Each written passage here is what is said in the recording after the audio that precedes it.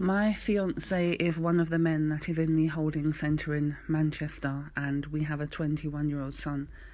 I think what they are doing is committing a crime by trying to ship him and deport him back to a country where he has nothing. He has been over here for over 20 years. I'm not making excuses for my partner for the crimes he committed, but he's also served his time. He has made huge life changes and decisions. He was volunteering in a charity shop prior to COVID happening and everything else. He was allowed to have his home visits, all of that. He was due to be released on parole, and that is when they came and shipped him to a different prison. And now look.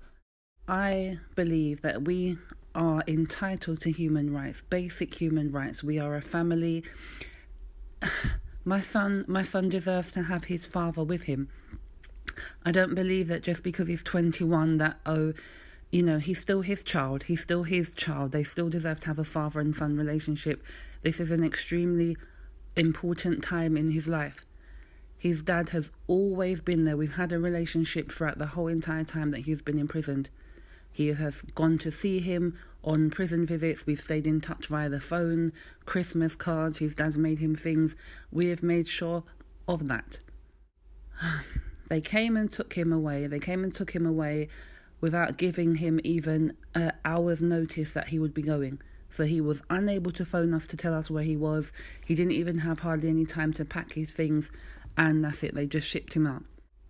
There are people in there that have no support whatsoever at all. And they've done this purposely, so they've tried to almost brush it under the carpet. So, quickly they'll try and get them out as quick as possible. We won't be able to get a chance to even say goodbye. We have not been able to see him since March due to COVID, and they're also putting their safety at risk as well.